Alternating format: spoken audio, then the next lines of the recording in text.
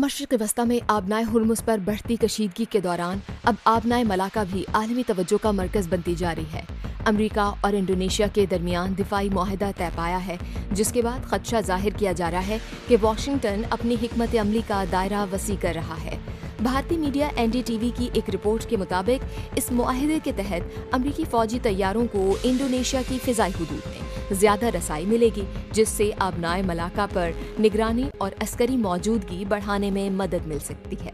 ये अहम बहरी रास्ता आबनाए मलाका इंडोनेशिया, मलेशिया और सिंगापुर के दरमियान वाक़ है और आलमी तिजारत का बड़ा हिस्सा यहाँ से गुजरता है। भारतीय मीडिया की रिपोर्ट्स के मुताबिक आबनाए मलाका दुनिया के मसरूफ़ तरीन बहरी रास्तों में से एक है, जहाँ से तेल, इलेक्ट्रॉनिक्स और सनती सामान की बड़ी मिक़दार गुजरती है। खासतौर पर चीन इस रास्ते पर तवानाई की दरामद के लिए इन्हिसार करता है, जिसे बीजिंग में मलाका डिलेमा भी कहा जाता है। अमरीका अगरचा इस रास्ते पर बराह रास्त मुआशी इन्हिसार कम रखता है, मगर इसे फौजी और स्ट्रेटेजिक नुक्ता नज़र से इंतहाई अहम समझता है। इसकी तंग गुजरगाह किसी भी तनाज़े में अहम कंट्रोल पॉइंट बन सकती है।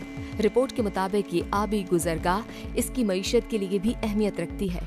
भारत का दावा है कि अंडमान और निकोबार जज़ाइर की जोग्राफियाई पोजीशन भारत को इस बहरी रास्ते पर नज़र रखने का कुदरती मौका फराहम करती है।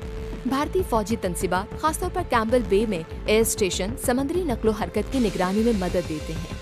भारतीय माहिरीन के मुताबिक मुस्तकबिल में चीन के असर व रसूख का मुकाबला करने के लिए अमरीका और भारत के दरमियान ताउन बढ़ सकता है। रिपोर्ट में बताया गया है कि आबनाए मलाका में किसी भी अमरीकी किरदार को मुकामी हसासियत का सामना करना पड़ सकता है।